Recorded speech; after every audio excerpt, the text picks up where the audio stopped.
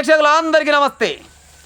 ఆరుట్లనంట Telangana public స్కూల్ని అంగరంగ వైభవంగా ఓపెన్ చేస్తున్న తెలంగాణ రాష్ట్ర ముఖ్యమంత్రి రేవంత్ రెడ్డి గారు.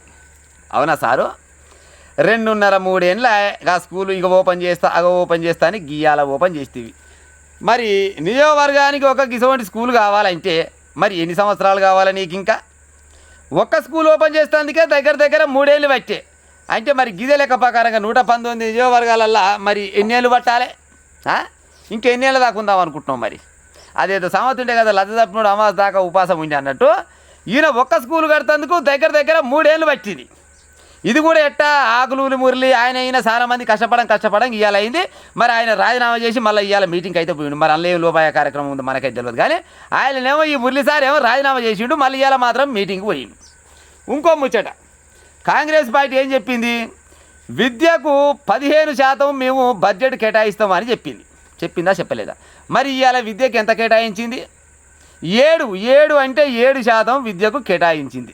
వాస్తవానికి 18-20% ఉండాలంటే 15% పెడతామని చెప్పి 7% పెట్టింది.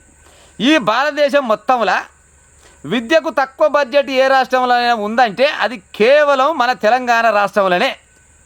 2023-24 సంవత్సరాలల్లో 26కు పడిపోతే ఈ 26వ సంవత్సరం వచ్చింది కదా. ఇప్పుడు ఈ 26వ సంవత్సరంలో 2026లో 28, అంటే ఇంకా 2% ఇంకా పాడైపోయి దిగజారిపోయింది. మరి ఎక్కడ పోతుంది విద్య అంతా? మరి ఉస్మానియా యూనివర్సిటీకి 1000 కోట్లు ఇస్తాయండి, వై ఎక్కడ వాయ్? 7 దాన్నే పెట్టి ఎల్లమ్మకొక్క పొద్దున్నట్టు ముచ్చట చెప్పమంటే వచ్చినాడు ముచ్చట గంపని చెప్పి పాడైతుంటారు. మళ్ళీ పొద్దుగాల లేస్తే విద్య. మరి విద్యకు నువ్వు ఖర్చు పెట్టేది ఎంత? ఏంటంటే కేవలం 7%. భారతదేశం మొత్తంలో మన తెలంగాణ రాష్ట్రానికి తక్కువ బడ్జెట్ తప్పితే వేరే రాష్ట్రాలు ఎక్కడ చూసుకుపోయినా కానీ ఎంతో కొంత ఎక్కువనే ఉన్నది. మరి ఏడికెళ్ళి అయితే చెప్పు. 119 నియోజకవర్గాలల్లో మరి గిసవంటి టీపీఎస్ ఏది తెలంగాణ పబ్లిక్ స్కూల్లో ఓపెన్ కావాలంటే అవుతుండి వస్తున్నాయి వీళ్ళతోటి. వీళ్ళు ఎంతసేపటికి ముచ్చడి చెప్తాది ఏక నెంబర్ ఉంది, కానీ విద్య పైన మాత్రం గింతే సంగతులు. గతంలో కేసీఆర్ గట్టినే చేసిండు, గీన గట్టినే చేస్తాడు. కాకపోతే ఏం చెప్తారంటే మా తెలంగాణలో మా ప్రభుత్వంలో విద్యకు పెద్దపీట వేస్తున్నాం. పెద్దపీట ఏడుకెళ్ళేసి పాడైతే చెప్పురి. చాలా రకాలుగా దగ్గర 2,300 2,000 చిల్లర స్కూళ్ళు మూసేసే ప్లాన్లో ఉండి పాడైపోను. ఎట్ట పాడవుతుంది మరి? ఇప్పుడు నిన్న వల్ల అదేంది ప్రైవేట్ స్కూల్ చాలా అయినాయి.